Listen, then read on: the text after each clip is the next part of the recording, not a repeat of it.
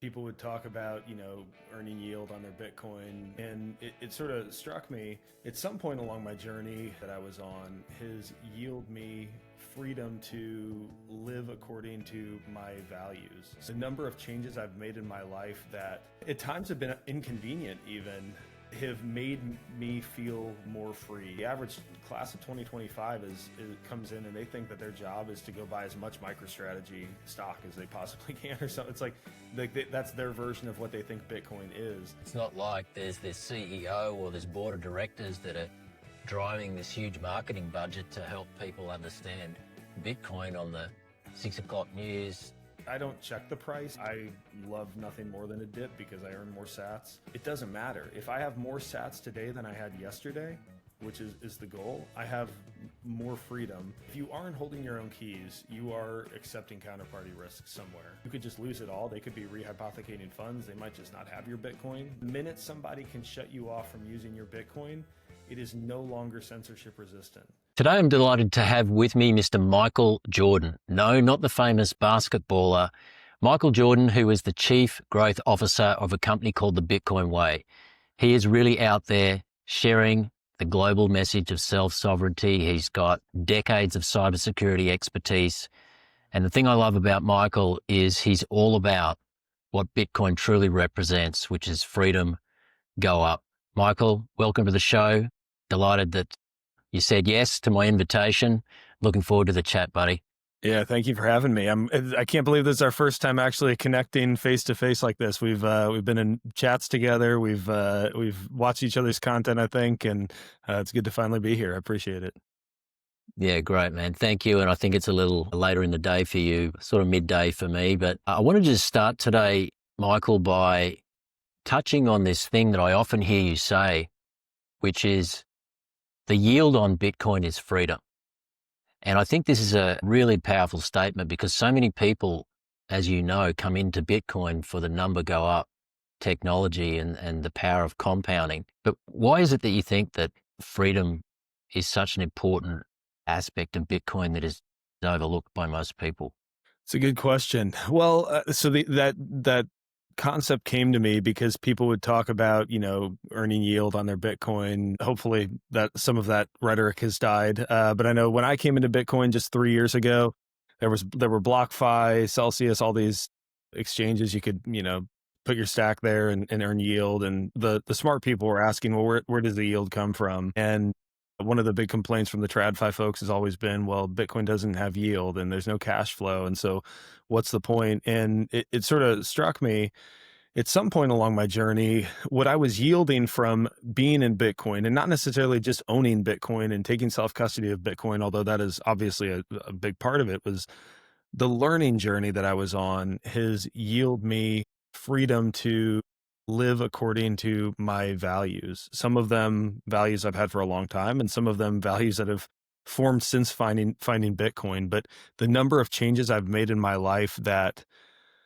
not even that at times have been inconvenient even have made me feel more free because what I'm actually doing with my time, where I'm spending my resources, the way I'm engaging my family are all more liberating than how I allocated those things prior to finding Bitcoin. So in terms of my financial life, of course, my health, my overall well-being, the people that I try to spend my time with, it's liberating when you're attuned to and living according to those values that Bitcoin has in many cases really helped you to develop. Mm.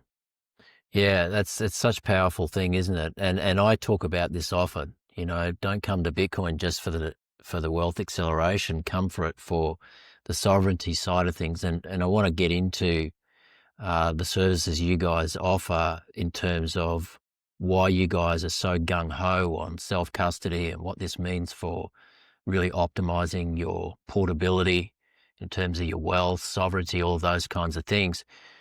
What I'd love to know, Michael, is what brought you to Bitcoin? Maybe you can just share with the listeners a little about your background and what sort of brought you to this point in your life, maybe not just Bitcoin, but how actually you kind of landed this role with the Bitcoin Way as well. Yeah, certainly. It was serendipitous to say the least. So In terms of Bitcoin, I've always been a curious person. I did not grow up. I grew up in a great family, good values. I did not grow up with libertarian values. That's something I have since sort of adopted and inherited. For the longest time, what I had been doing was I'd set a New Year's resolution to learn about a particular topic. And so, I studied like Western philosophy, Stoicism. And one year I thought, I keep hearing about this crypto thing. My brother-in-law was sort of interested. He works in the space now, not Bitcoin only. I knew that this was something I just needed to look into. I needed to understand it. And I thought I was coming for a number go up. It's an investment. Maybe there's something to it that I don't understand that, first principles make sense for me to be allocated to, a diversified portfolio kind of thing, I guess. And I was fortunate. The one guy who I knew, there's one guy who I knew who told me, he said, "Hey, I've got a buddy who's really into this stuff. You should talk to him before you, kick off the new year, start reading books." And I sat down with him and we had a drink, and I was telling him, I was going to say blockchain and what are these NFT things and crypto. And he said, there's like this horseshoe effect. You start with Bitcoin because that's the name brand that everyone knows, and you kind of work your way through this crypto phase, and then ultimately everyone kind of comes back to Bitcoin if they've spent enough time studying it and learning. I would recommend you go listen to Preston Pish's podcast, start at episode 1, and just listen to all of them. Don't skip anything. And I think he was 50 episodes in at the time when I started, and he's a few hundred in now, I think. And so I did that. I remember him telling me to go get on Twitter because I wasn't there, follow Lynn Alden, follow some of these other folks who, anyone listening would probably be familiar with. And I started digging in. Admittedly, I kind of went down the crypto rabbit hole a little bit. I didn't get deep into it. This was 2022 that I began my learning journey. Okay. I was reading some incredibly boring books on blockchain and kind of gave up on that. I was like, this, even if this is useful, it's just not keeping my attention. Yeah. So maybe I'll do the crypto thing. And I kept hearing about these Bitcoin maximalists along the way because I was listening to some of the right content. And what I kept hearing them say was Celsius, BlockFi, FTX, like there's something's amiss. Like these are going to blow up. This is not how it's designed to work. And I didn't really understand why. I had no foundation for the macroeconomic picture. I have no background in finance. But then one by one, they all started blowing up. And it's not even that I fully grokked it at the time, but I knew that those people understand what they're talking about. They saw something that the rest of the world didn't. Maybe they're onto something with this Bitcoin only approach that they're taking. And so by, I think, mid 2022, I was, to the extent I was dabbling in shit coins, I was out of that and into just Bitcoin. And it's been a very accelerated journey, I would say, going from, okay, I'm Bitcoin only into self-custody. And now I'm a self-custody toxic maxi, self-sovereignty maxi. Everything else in my life is changing. And my poor wife and kids are along for the ride because there's always a new way that you can unchain yourself and find some liberation from the fiat system. Yeah, it's funny, isn't it? Because I sort of started there as well. I mean, I went into Bitcoin, I subscribed to a newsletter out of Melbourne, and it was very early days, and it was basically talking about how Bitcoin is the new digital gold, Ethereum is the new internet, and XRP is going to be the new transactional layer of money. And it was like this triangular approach to this new world of decentralized finance that we're all going to be a part of. And I was really intrigued, but it didn't take me long to figure out that Bitcoin was the thing, that I really wanted to study at a deep level and try and understand. But even now, I think it's one of those things that is really difficult, even for myself, having been here since 2018. It's only probably in the last 2 years that I've really started to level up my knowledge, but I think most people struggle with understanding Bitcoin because it's such a paradigm shift from everything that we're used to. Yes. When we price the world in dollars, and we're told that we live in a global free market, but we see that that's actually not possible when you're pricing in a currency that's being debased the way that the US dollar and the Aussie dollar is. There's no such thing as a free market when the price of bread 20 years ago was $2.50 and today it's $6. How's that a free market? Like, it makes no sense. But most people just can't really get their head around this. They can't imagine a world where all of a sudden, if we're talking about sound money, which is what Bitcoin is, how would it be that their house price is now all of a sudden going down, not up? Yeah. And so there's just so much to this that when the penny drops, you think, wow, this is just opens up a whole new world of hope and prosperity and, freedom and all these things. But it just takes time, doesn't it, to get there and to realize that parking your savings or your capital, your retirement account, your superannuation into something like Bitcoin, it just completely shifts the way that you view your future. Would you agree with that? Oh, absolutely. I think I don't know if I'm going to articulate this well. I think the other gap is, even if you can get someone to acknowledge central banking is an evil communist institution, by definition, the base layer of our economy is not operating on free market principles. And so, the negative externality of that is that the rest of the economy isn't, a fully free market, even if there are elements of a free market within. That Bitcoin actually could be a solution, like a viable global alternative that can or will be adopted in some meaningful way. Like, I think it's it's like, if you're trying to make the case for gold, for example, like, let's say Bitcoin didn't exist, you could probably pretty convincingly make a case for why gold makes more sense than, fiat. That's like, the more I've learned, the more obvious that becomes. But I think people would say, yeah, but what are we going to do about it? Right? Like, are we going to start exchanging value in gold coins? And it's like, well, no, because gold, had all these other issues that caused IOUs. And there was a reason why we went to paper. It was for global scalability. And then it became digital. And then it just became a big mess, obviously, after a long enough time operating under central bank control. With Bitcoin, what's really hard. And it requires trust, right? Like gold requires trust. So you have to trust Yeah. the counterparty to hold it. Immense amount of trust. Yeah. But I think for people to wrap their head around, not only is what I'm proposing with Bitcoin, it's one hurdle to get over with them to understand that this is actually a viable solution to this problem. But that doesn't matter if it's not adopted, on such a scale that we can actually, achieve the end results that we're going for as Bitcoiners. I think that's why you're doing what you're doing. That's why I'm doing what I'm doing. There are people out there, many of us, who are pushing for this bright orange future. And the way that we're doing about it is trying to educate people. And it's hard. People are distracted. They just, it's what's the meme? That's crazy. Catch the game last night. I mean, that is the definition of the average person in any Western country, certainly, probably barely getting by, but enough so that they're comfortable, and they don't have the time because they're working, two jobs or whatever. And if they just had that curiosity and maybe some level of conviction to say, maybe we could actually change the world with a better option, I think, Bitcoin would be worth millions of dollars tomorrow, and the world would be a better place very, very quickly. But it's a big challenge, I think, waking people up to that reality. If you're ready to become truly self-sovereign, join my Bitcoin Success Circle. This is my private mentorship community. And inside the circle, you'll get one-on-one coaching from me, access to our 6 modules of recorded training, and you'll be connected with our growing community of like-minded Bitcoiners. This is a really powerful place to be, and everybody who's joined the circle is absolutely delighted that they did. Now, when you join us inside the circle, you'll gain immediate access to our membership portal. And inside the portal, you'll find our 6 modules of recorded training. The first 3 modules I co-host with Mr. Bisha Kadira. He is COO, Chief Operating Officer at Stormrake. The second half of the training, I co-host that with Mr. Tony Yazbek. He is founder of the Bitcoin Way. So all of this is inside the program. I know you're absolutely going to love it and get tremendous value from it. With that said, I'd love for you to join me. You won't regret it, and I'll see you inside the circle.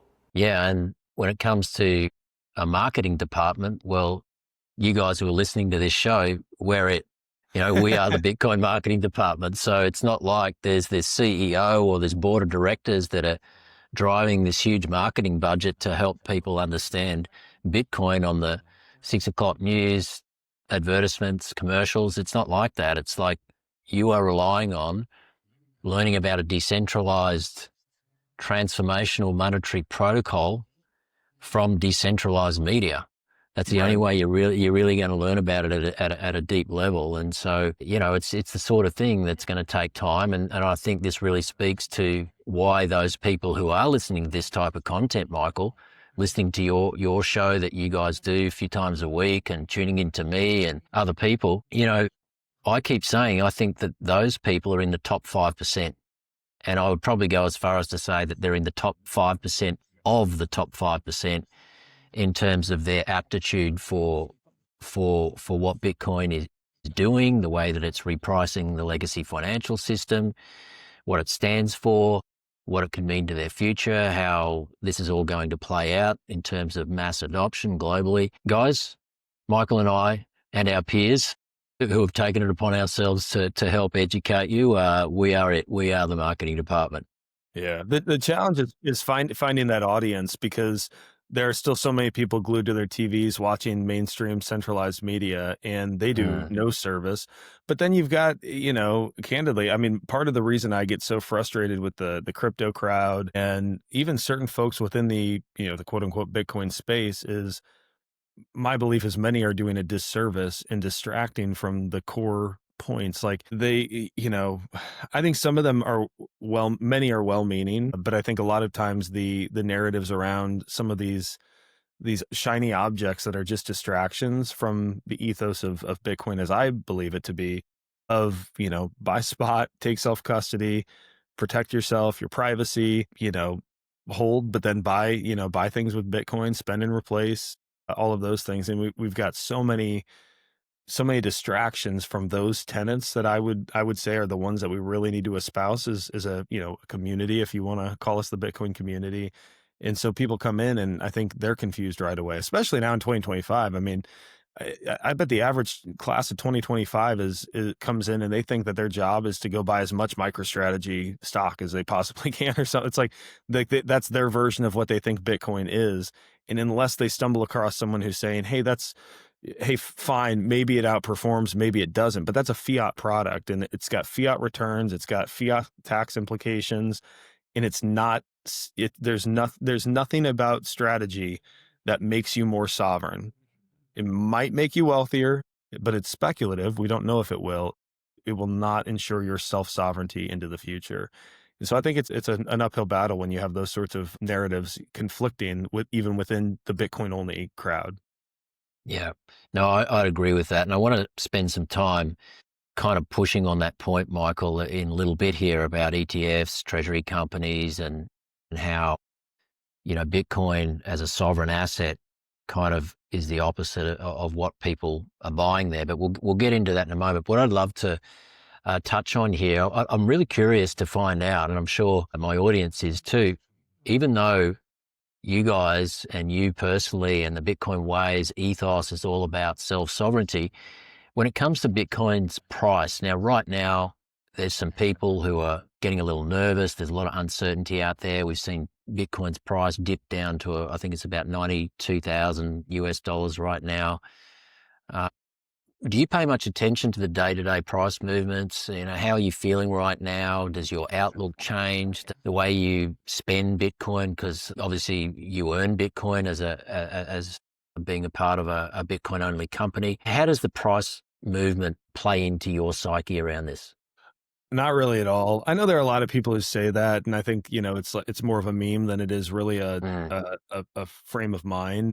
For me, I don't check the price. I see it because of Twitter and, or someone will, text me, "Oh, wow, Bitcoin's dumping." Some normie who isn't into Bitcoin will remind me that the price is going down. The way I see it now, I can sympathize, there are people who are all in on Bitcoin, but they're early in their journey. And when they see their wealth drop by 40%, it means they really are a lot less wealthy. Like the plans that they might have had to buy a home or to do yeah, something they planned on doing becomes materially more difficult. I'm fortunate. I'm in hopefully what I plan to be my forever home. There's nothing I need, like my needs have grown to be less as I've gotten further into Bitcoin. And so it really doesn't affect me. At the end of the month when I get paid, I love nothing more than a dip because I earn more sats.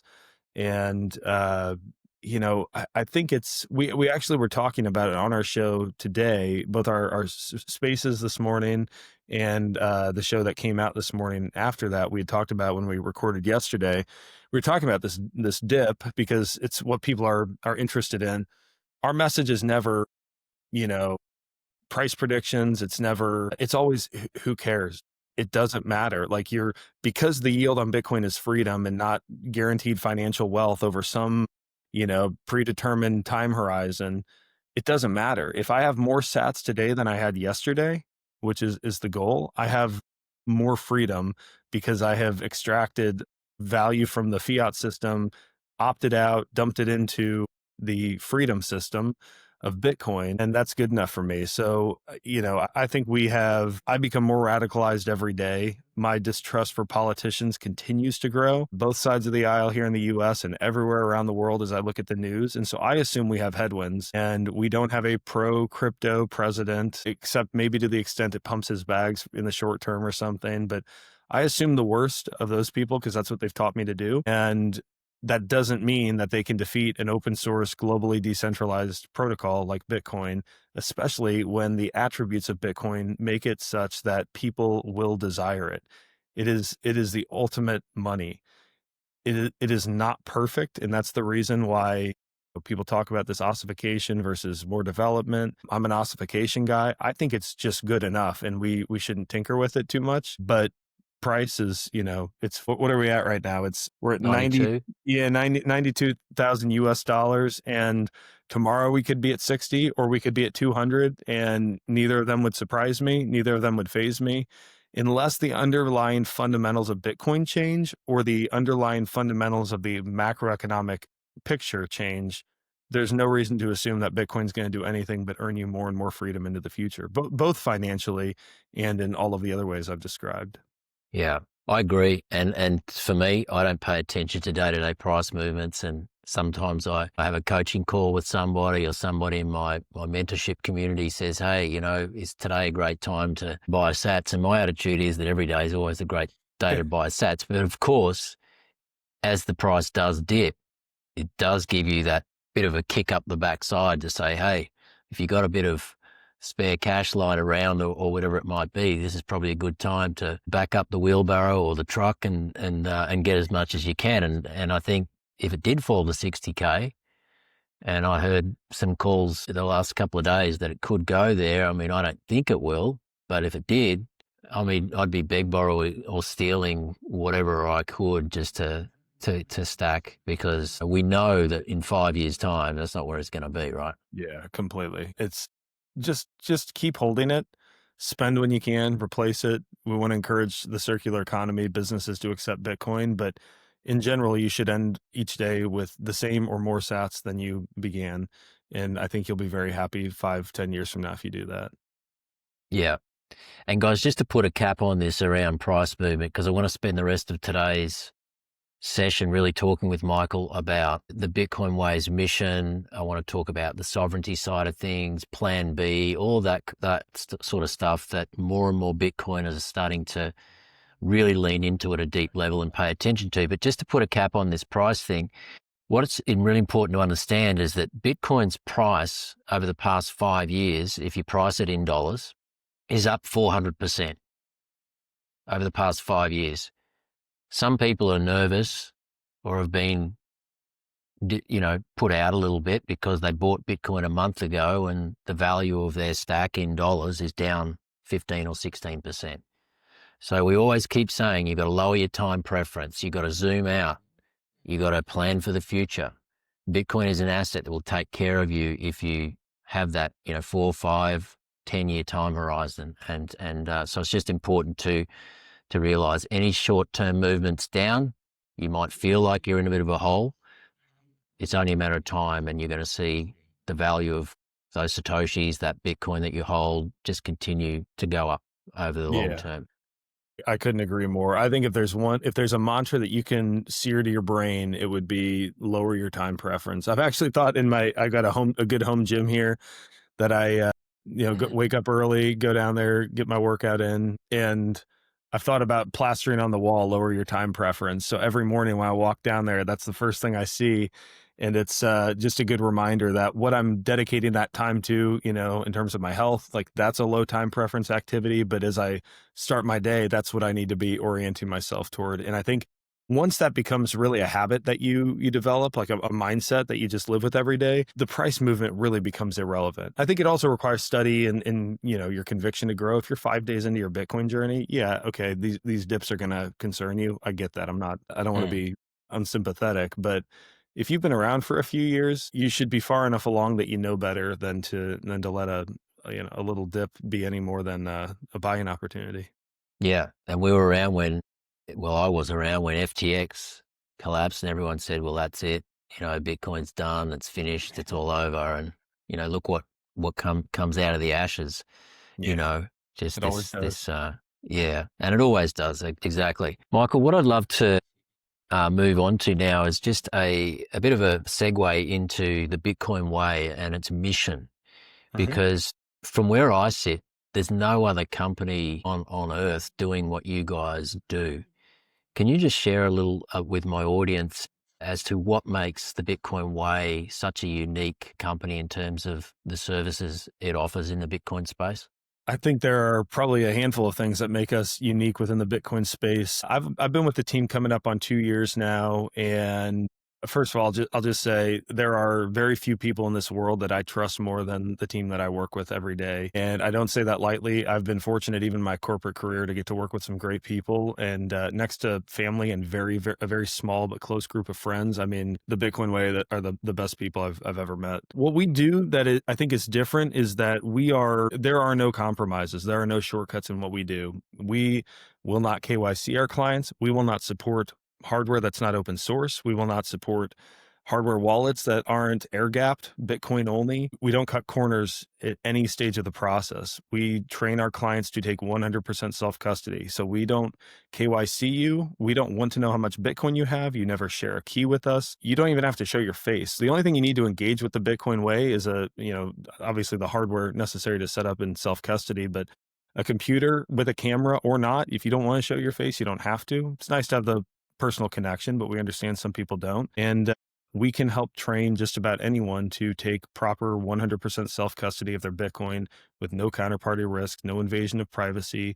And our team sits there and does it all day long. It's white glove service, one on one, hand holding at 80-year-olds running nodes who know how to use their hardware wallet. And we've got, 20 somethings who are earlier in their journey, who are, bringing their family along for the ride. And, it truly is an incredible mission that we're on. It's I'm unaware of any company like the Bitcoin way.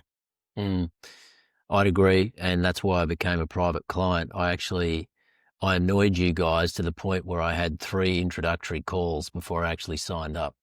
And I was so apologetic each time. I just had more questions. And, it was my wife who was saying to me, probably about 2 to 3 months prior to that, this Bitcoin thing, we've made some sacrifices. You've been focused on this. We haven't been paying that much attention. We being her and my 3 kids. What if something happens to you? What if you get hit by a bus? And that was a bit of a wake up call for me, because I kind of had this light bulb moment where I realized, well, hang on, shit, she's right. Like, if I do get hit by a bus or something happens to me, they have no idea on what to do, Right. and so I went on a bit of a hunt for learning. I was learning about collaborative custody and multi-sig, and I found you guys and had a session, and then I went away and I was processing it, and then in the middle of the night, I'd wake up and I'd think of another question and I'd book another call. I was like, and it was just coming to that level of comfort where I felt really confident that if I went through this process, at the end of it all, I'd end up in a situation where I would know that no matter what, my wife and my kids would be okay. They'd know how to access it in the event that something happens to me. And so succession planning was important to me. Disaster recovery was important to me. All the things that you guys do. And I just couldn't find a service out there that could step me through that process. And so, I can say from firsthand experience, I have used my camera when having sessions with you guys, and I've enjoyed every single session. I just think your team is just first class in everything that they do, and nothing's ever too much trouble.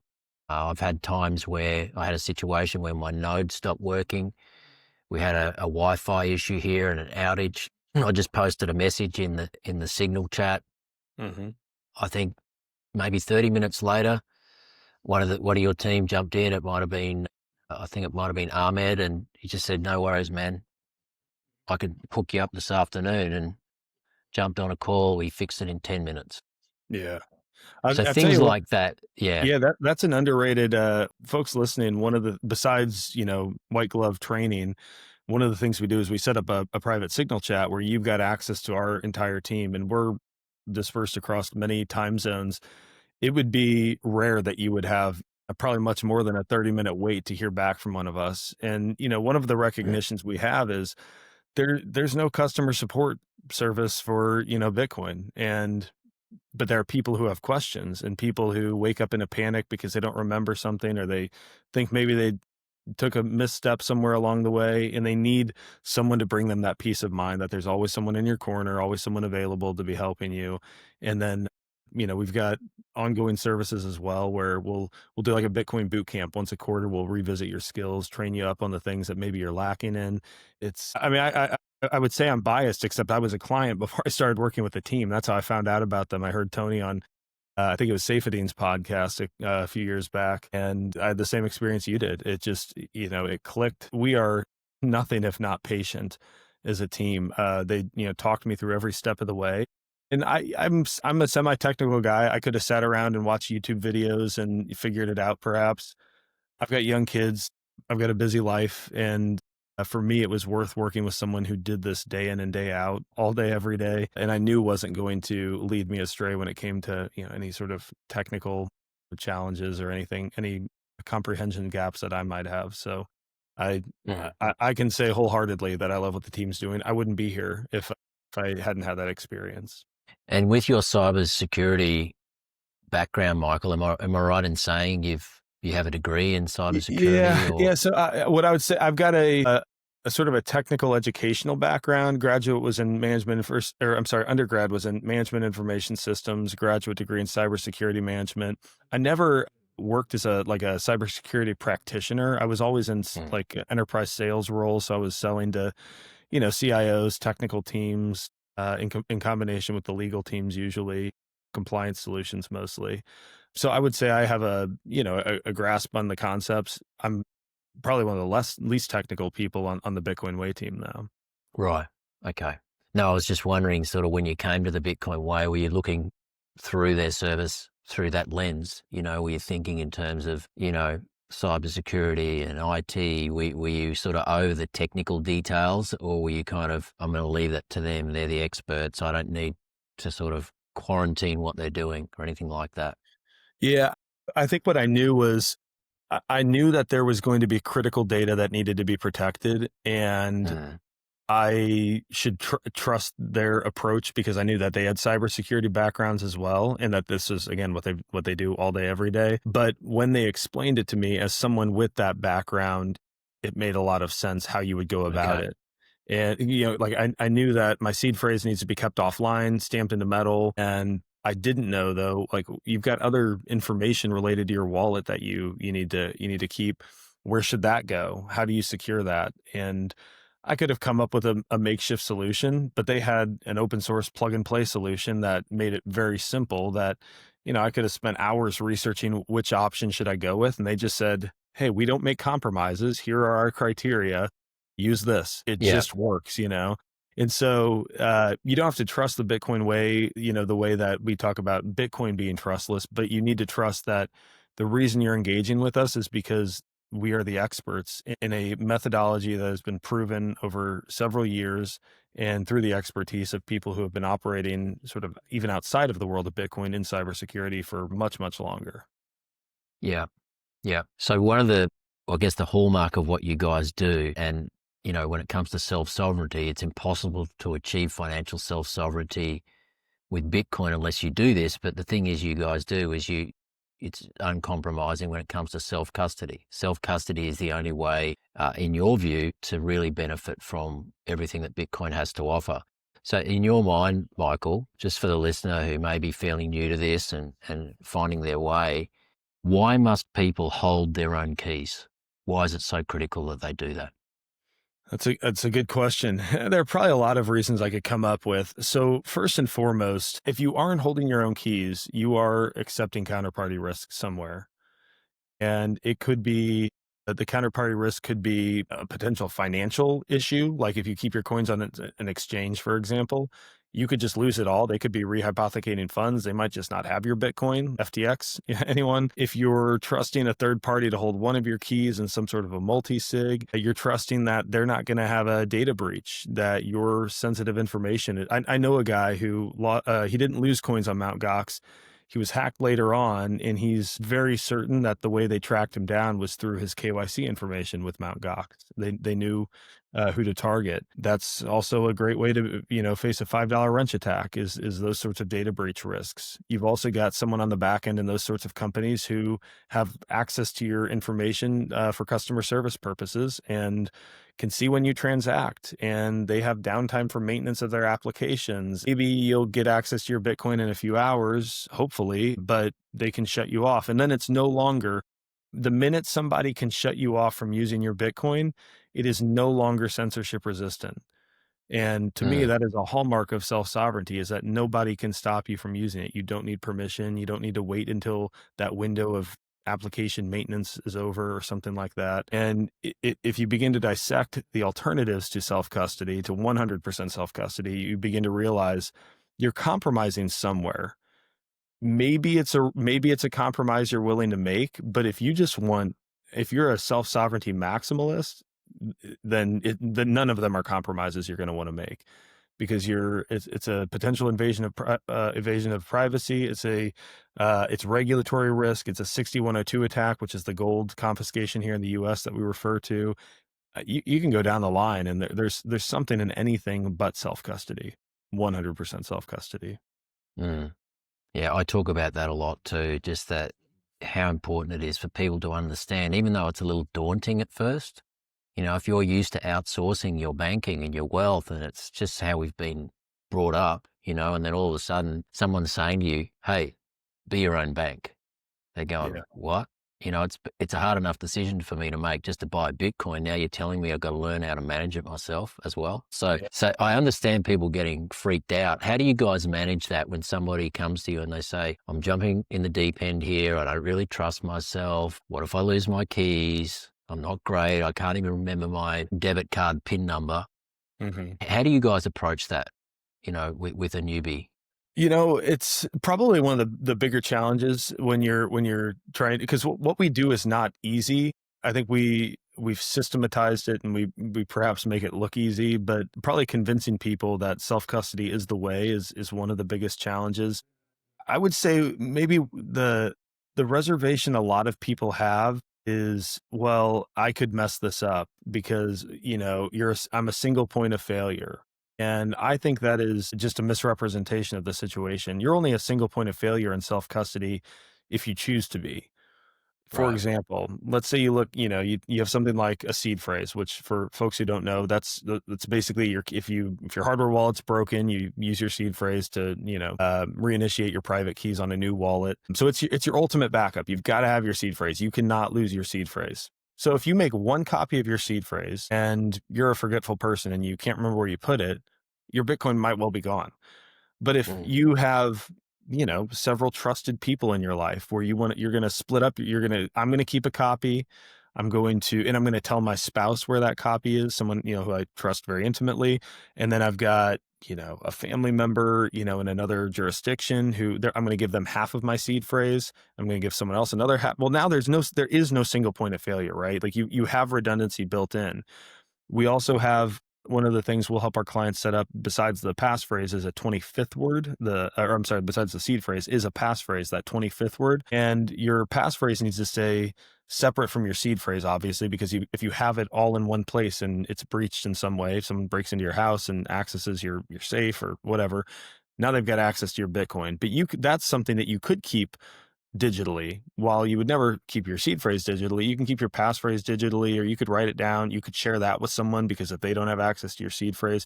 So there are a lot of ways that you can go about this that make it such that in any scenario, you will be able to recover your Bitcoin. You can set up, you can configure multiple hardware wallets, to have the same private keys. And so, if one breaks, you pick up the next. I know people who will set up a separate hardware wallet and keep that with a loved one because they don't really trust them with like a seed phrase. Are they going to throw it out or share it with someone or, whatever? But if they have this hardware wallet, they're going to ask a question before they get rid of it, but they don't have the PIN code, so they can't log in. And so there are just a lot of ways of creating that redundancy in your setup and really making it effectively error proof. You would have to go to great lengths to lose your Bitcoin in that sort of a scenario. And those are some of the things that we will advise clients on. And you can be as paranoid as you want. I think more paranoid is usually better when it comes to this because in Bitcoin, there are no do-overs. It's just a new set of skills. It's like when we all learn to type and use a mouse, and it's awkward and kind of uncomfortable. And then, you practice for a little bit and it's second nature. I don't think anything of typing on my computer anymore. And the same thing is true when it comes to sending a Bitcoin transaction from an air gapped wallet. It just sounds overwhelming just because you haven't done it before. But get started and you won't regret it. I have way more peace of mind now than I had in keeping it on exchange, keeping it in collaborative custody, which was where I was before. Way more peace of mind with the hardware wallet and all the hardware that I'm using currently versus what I had used previously. So you just got to take the dip, take a leap of faith, trust yourself. Again, we've helped 80-year-olds who are running nodes. Yeah. And Well, that says something. That says if something. those folks can do it, if you're listening, you can do it. I can assure you. Yeah, I want to talk about nodes in a moment, but just at a sort of high level.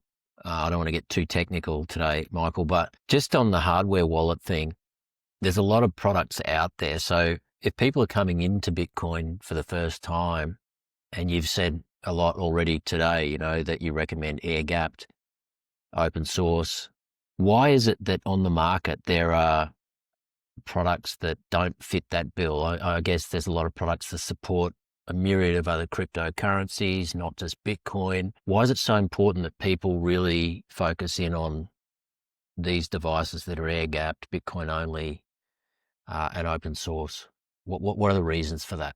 Well, open source is the easiest, I think, to explain. Open source just means that the source code underlying the hardware is made publicly available to be scrutinized, that you can confirm that lots of eyeballs have been on that code. There aren't backdoors. There aren't bugs that you need to be concerned about. There are always updates and there are always little bugs, but that nothing big is missing. You don't have to trust that the manufacturer that you're working with, the developers working behind the scenes, haven't in some way hijacked the project. So if it's proprietary, if it's not fully open source, just don't touch it. Air gapped means that it never plugs into a computer or an internet connected device. There's a gap of air between the wallet and the computer that you're interfacing with.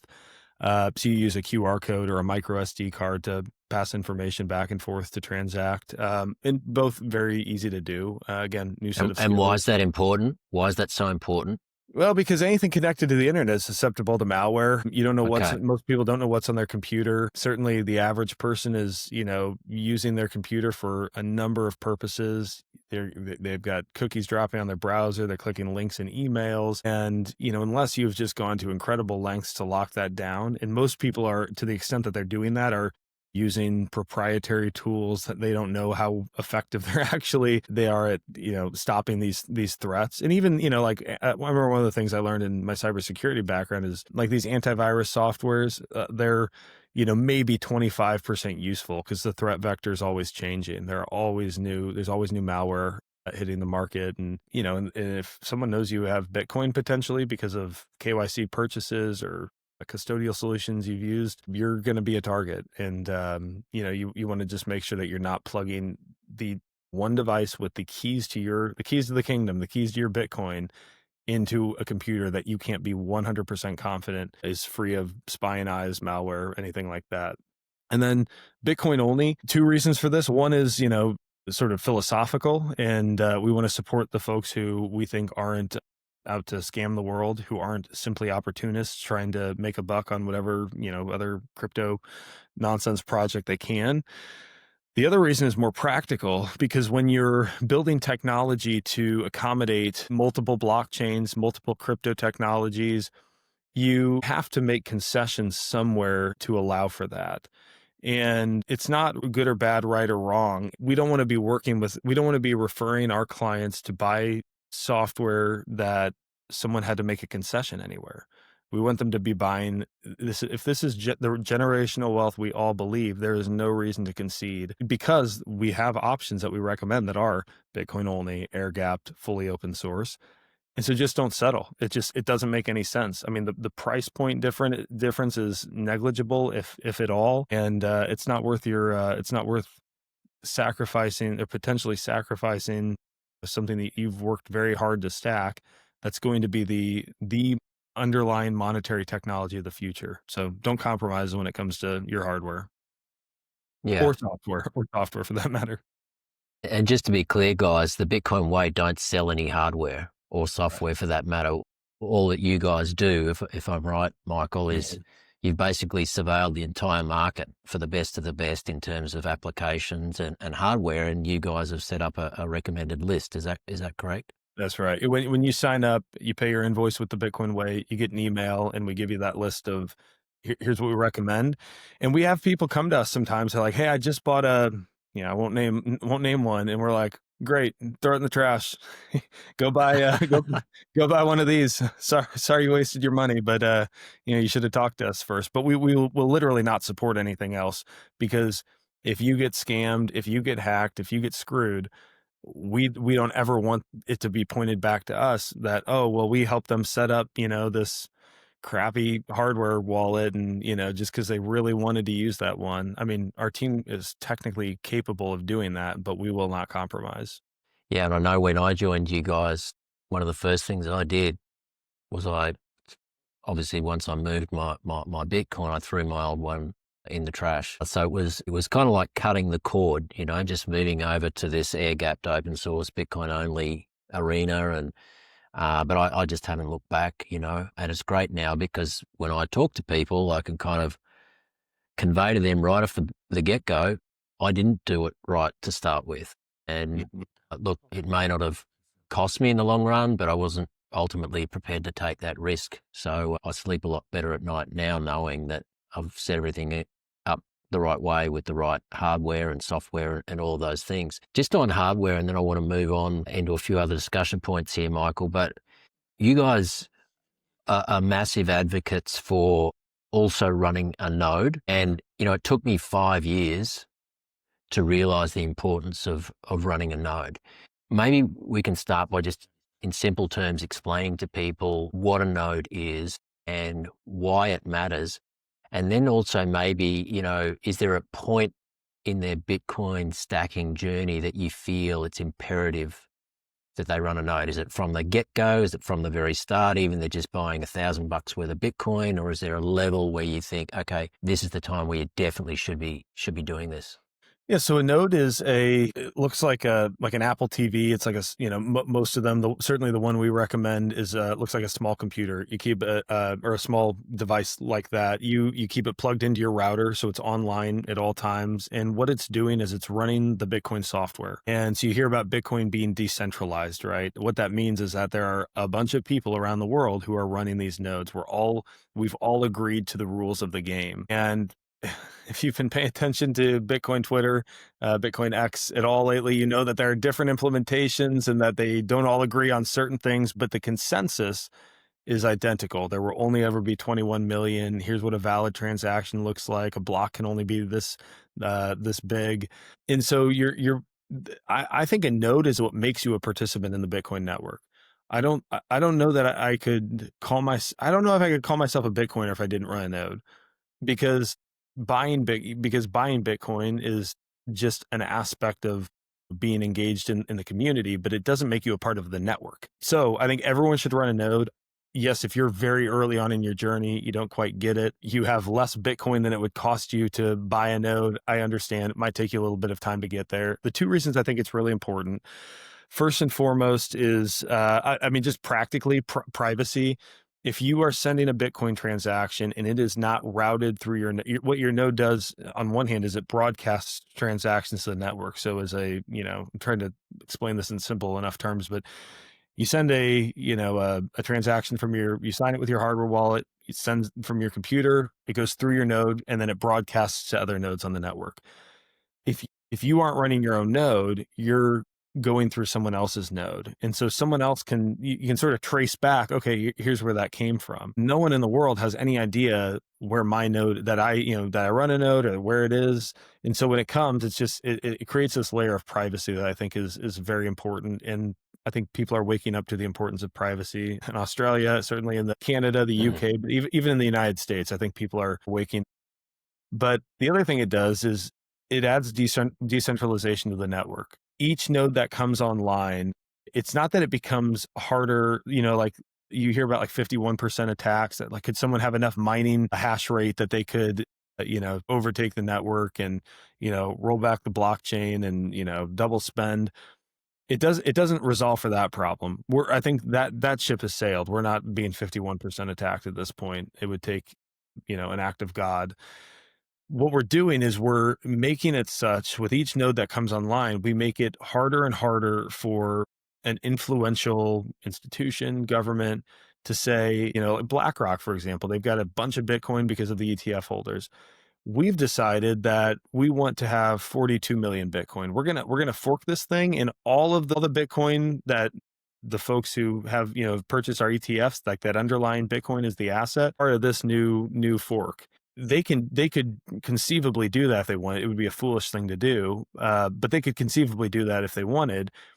If there are only 20,000 nodes online, which is my understanding of approximately what are, identifiable nodes on the network, they've got a considerable amount of pull when it comes to that because they have a lot of Bitcoin and a lot of people are just sheep following Larry Fink, into this mess.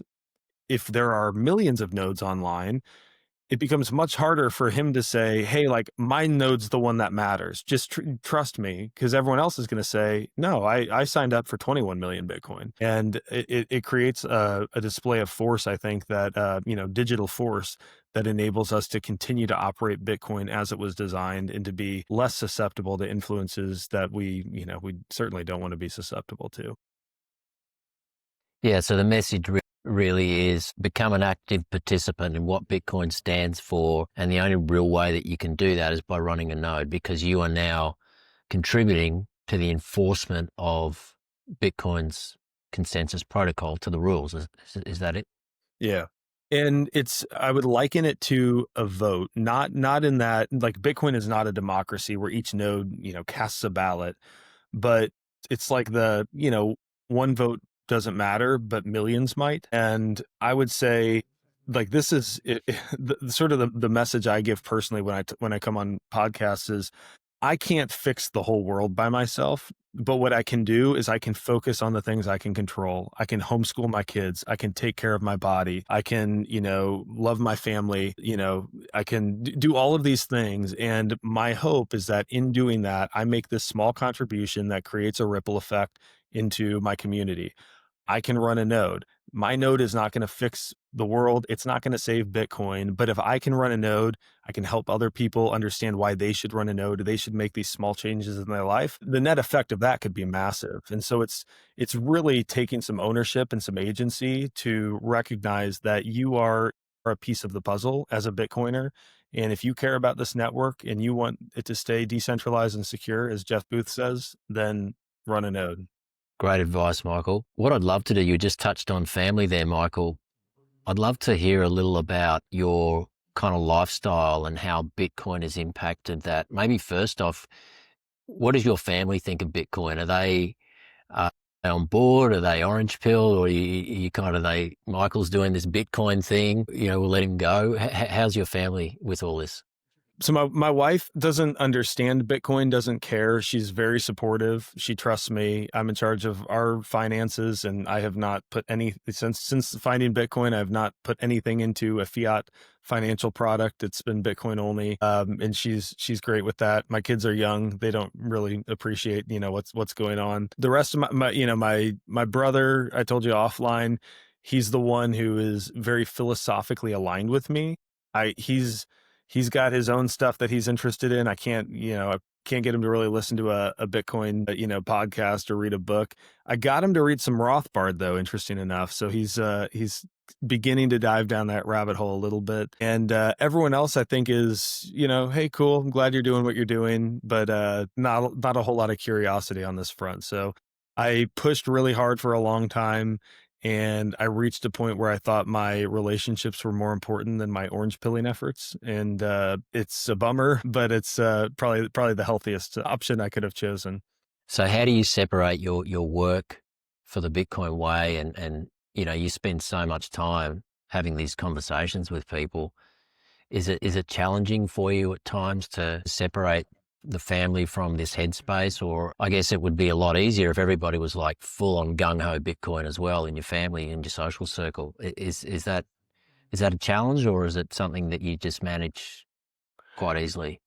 I'd say I've been fortunate since I started working with the Bitcoin way that I have this outlet where I get to talk with people like you that, you and I could probably sit down, have a beer, talk all day and, it just enjoy it and, banter about anything and everything. It gives me that outlet to where I don't feel quite as compelled. I felt, I've got a great family.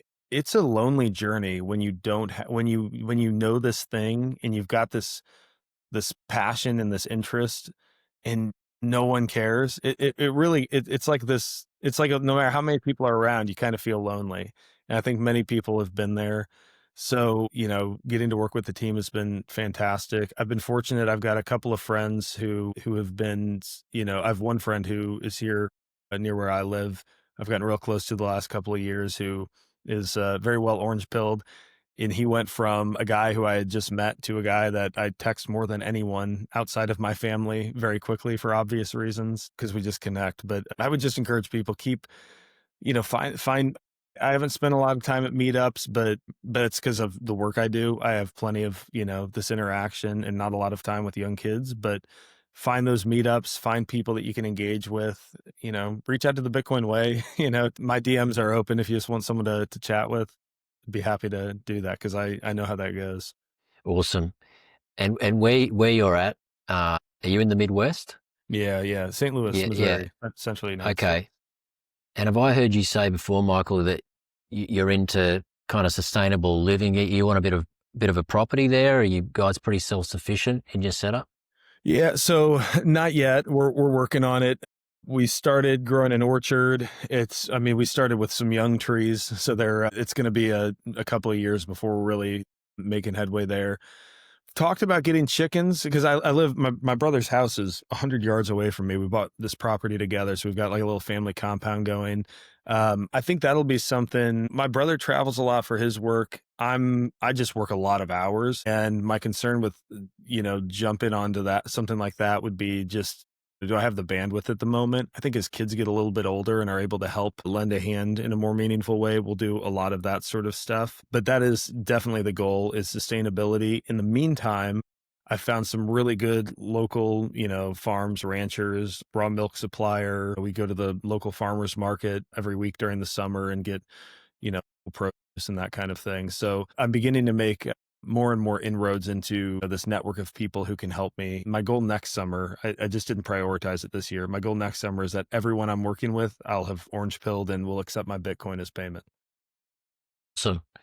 Awesome. Yeah, it's a bit light on the ground here in Australia, but I'm hearing more and more that, there are groups in the US and that where people are starting to say, hey, pay me in Bitcoin. And I think we're going to get there. I think that we're going to get there. I mean, Bishop from Stormrake, I had him on the show. I think he was my first guest a few weeks ago, and he talks about this farmer out in country Victoria who he goes there and he actually pays them for he buys beef, grass-fed beef in bulk, and he pays them in sats. It's one of his favourite things to share. But hopefully we're going to head into that space in the not too distant future where people can actually transact and use their Bitcoin the way that it's meant to be used as money. Yeah, I would love Um, that. I had Daniel Prince on the podcast, I guess a few months ago, and he has the same setup in the UK where he is. And I've got a very similar setup in terms of the quality of product I'm receiving, but I need to get these people on a Bitcoin standard. it's going to happen, man. It's going to happen. Yeah, they're gonna capitulate at some point, whether I say anything. I'd rather I care for these people. I want to help them, and I know they're creating real value, not the packaged process, nonsense value that you find in most places. I want to compensate them as though I value them, and they don't understand what that means right now, but I do. And so if I can start to nudge them in the direction of Bitcoin, it feels like a moral duty that I have. Yeah. Is there anything that you see on the horizon that could be a potential threat to Bitcoin's survival or success? Is there anything that comes up for you that you worry about? Do you ever ask yourself, well, what if I'm wrong about this Bitcoin thing? Is there anything that comes up for you in that department, or are you just so convicted now that you can't see anything other than it just succeeding? I could see so my conviction is obviously very high. I think the thing that a lot of people got really high on Trump, the Trump presidency, and they thought this is the end of the war on crypto. And what they forgot is that politicians suck, all of them almost equally. And if backed into a corner, there is nothing that anyone from any political party wouldn't do to try to defend the system that has enriched them, given them power, private jets, all of the perks that go with that. And it would be trivial for, a politician to try, cutting off the on and on ramps anywhere in the world. I mean, I think it's probably happening, some degree in many countries already, but even in the US where we think the war on crypto is over and Operation Choke Point 2.0, it's like you back a wild animal into a corner and the macroeconomic picture gets really messy and people are fed up and they can't feed their families and they find this lifeboat of Bitcoin. There's nothing politicians I don't think wouldn't do to defend, the system that's again made them incredibly wealthy and powerful. I could see that as a major headwind and maybe one that sets Bitcoin back in terms of purchasing power. Like if the US government came out tomorrow and said, no more Bitcoin, no self custody, you can't run a node, it's all illegal, that would have a material impact on adoption, right? At Yeah. least in the short term. Now, I think in the long term, you don't kill an open source decentralized protocol, monetary protocol. And so it's more a matter of what's the time horizon that we're looking at. So my conviction over a long enough time horizon is, yeah, it's inevitable. My conviction over is it going to happen in the next 5 or 10 years? I think so, but I'm prepared for a fight. I guess Yeah. if Yeah. that's what they, I just because I don't know what's going to happen. I listen to doomers talk about, this collapse that's coming, the big print. I hear optimists who think the world's getting better, but, only because of Bitcoin. And I could see a lot of different scenarios playing out. I certainly don't have a crystal ball, but I'm ready for it. It's a fight worth having. I'll just say that. And you think in a worst case scenario, you know, you're better off holding Bitcoin rather than say gold, you know? Yeah, I mean that's a good question. I guess it depends on what the worst case scenario is. If you think that they're gonna, bring the internet down, and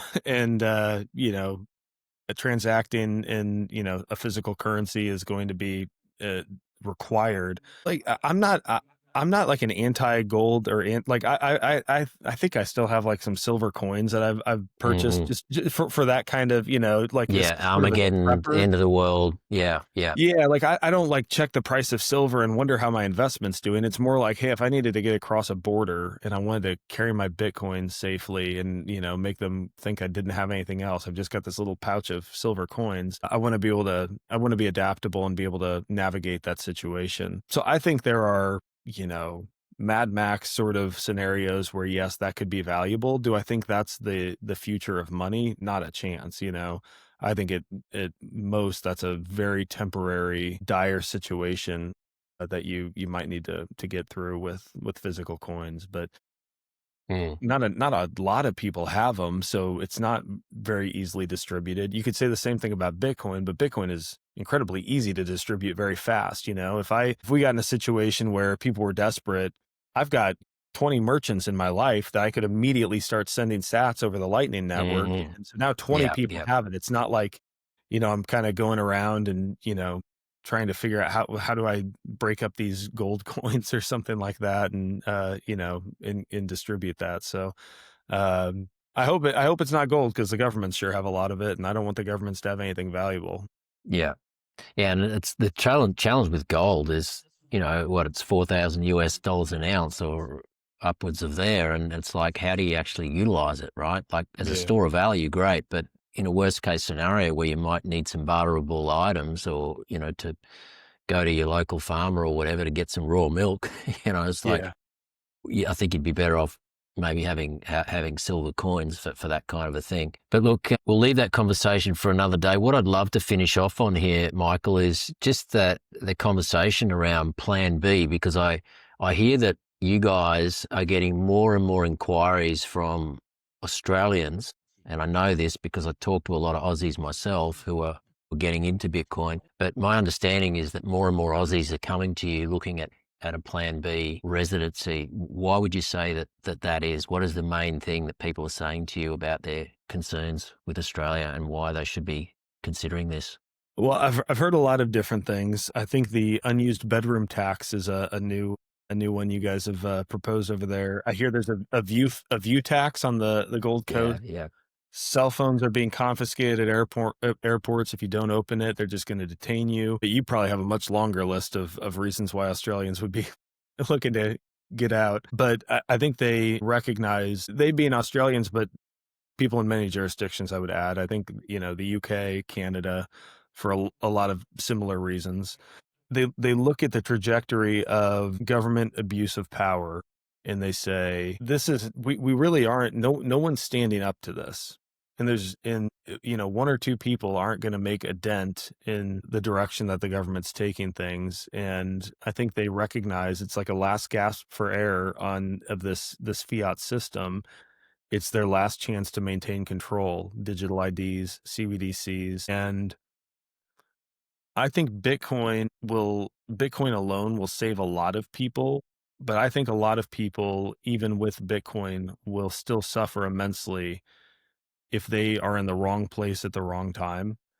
And that's not like not like a threat or, I don't know exactly what that's going to be or when it's going to happen, but it's it's it's particularly concerning to me that we have very quickly, like, just, we've been doing Bitcoin banter, one of our segments on our channel, for uh, coming up on probably a year and a half. And just in we've talked about CBDCs, that's kind of been a topic, but all at once, it's like the digital ID conversation has gotten really serious really fast.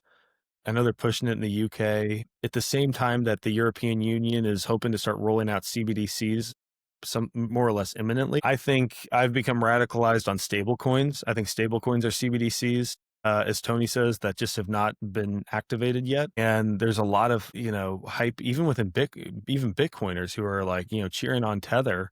I'm like, it doesn't matter what Paulo's intentions are. What matters is if his centralized institution can be co-opted by government, that's a really bad situation. And that's like a flip of a switch kind of thing.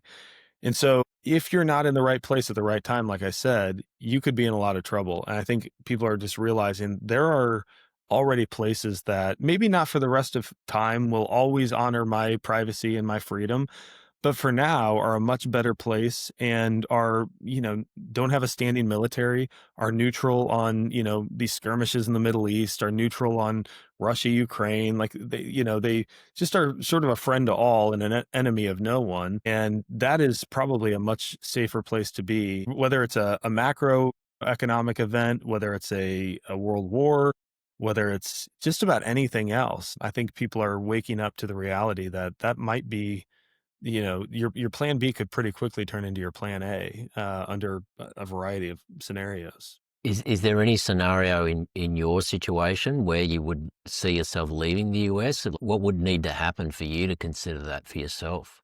Yeah, that's a good question. I could see myself getting the bulk of my family on board and leaving as, probably something of a temporary measure. We in the United States, we have a lot of firearms, and there's a part of me that, given my situation, very close proximity to family, as I mentioned, you just maybe go down fighting. I think the plan B is not something I have done yet, but for anyone listening, Panama is the country we've chosen. Has turned out to be an incredible pick because they're the mayor of Panama City runs a BitAxe. He's solo mining Bitcoin in his office, and are very friendly to crypto. Obviously, crypto doesn't matter Bitcoin, but they're friendly to Bitcoin. You can pay for government services in Bitcoin in Panama City. It's tropical, great climate. They just want to leave you alone. The tax regime is one of the best.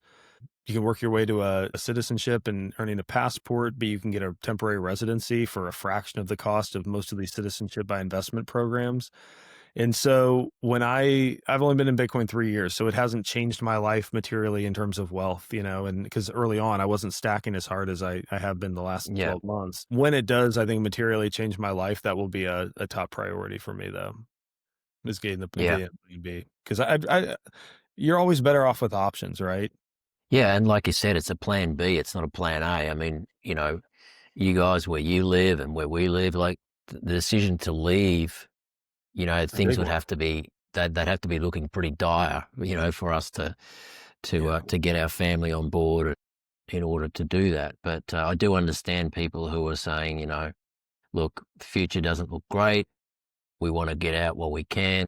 So it's interesting times, the fact that more and more Aussies are starting to do this. Not just Panama, obviously through you guys, but there's lots of people very vocal on YouTube who are sharing. They're heading to Dubai or they're heading to Cyprus or to Southeast Asia or whatever it might be. So it's definitely a hot topic at the moment. People looking to get out and I guess go where they're treated best. Because at the end of the day, if you hold Bitcoin, you're in kind of a unique position, aren't you, Michael? Because you've got this portable sovereign money that you can take with you. So it really opens up that opportunity for you to consider. As opposed to if you had all of your assets stored in real estate or in the stock market or whatever, and it's just a lot more cumbersome and difficult for you to get out if you needed to in a hurry. Yeah, and I think that what you just said is a great sales pitch for Bitcoin for people who are living who are beginning to get nervous about where does this train stop? The tyrannical authoritarian train. And if they're sitting on multi-million dollar real estate portfolio, there is nothing that they can do but either stay or lose all of their wealth. Like those are your options. And you might not want to be there, even if you're wealthy, and you probably don't want to leave and have nothing and, have built up this life and have to start over somewhere else. The portability of Bitcoin, the fact that you can use it without permission and that no one's going to censor you if you're doing it right and taking self custody it is impossible to overstate the power of that. And that is, I hope, the message that people hear. And as they begin to evaluate the circumstances in which they find themselves, consider this is not, it's not just a hedge against inflation. It's a better form of money, but it's a hedge against all of the tyranny in the world. And it might just be your only option at some point. Yeah, 100% agree. Michael, really appreciate your time today. Maybe you can just leave a parting message with my audience, where they can find you. Maybe if they're thinking about really taking their self-custody to the next level, how they can engage with you guys. Any message you want to share to end today? Yeah, I appreciate your time. Thank you so much for having me. I guess a few things. First of all, if you want to take self-custody of your Bitcoin, we also have some additional services. We help you set up privacy phones. We've got some personal cybersecurity services. We have our Plan B residency option. Go to thebitcoinway.com /contact. You can schedule a free 30-minute consult with our team. We'll walk you through whatever your area of interest is, and we'd love to support you on your journey into self-sovereignty and into self-custody, of course. We've got our YouTube channel. So I am sort of somehow stumbled into this role of getting to do the very fun task of creating content. I host our podcast. So just go to YouTube, Rumble, wherever you listen to your podcasts. Fountain is a great one to support as well. They're Bitcoiners. Just search the Bitcoin Way. It's called the Bitcoin Way podcast. And we've got different segments where we sort of cover different topics, and some of them are more entertainment focused. Some of them are more educational. And if you want to reach out to me, I'm on X is the place. I'm really the only place I'm active on social media. I do have Nostr. Don't know my NPub obviously, but it's at the other M Jordan. DM me if you have questions, comments. Just want someone to a Bitcoiner you can talk to. I'd be more than happy to engage with you. So I think that's about it, Zane. But hey, I appreciate all the kind words about the Bitcoin way, and we've loved getting to work with you. And great that we're now getting to partner on some of these content creation outlets. It's a lot of fun. Absolutely, Michael. I want to thank you for your time. I know it's getting late where you are. I'm going to leave Michael's details in the show notes if you'd like to connect with Michael or the Bitcoin Way. But thank you for listening. This is Bitcoin with ZT, where real conversations meet real conviction. We'll see you in the next one.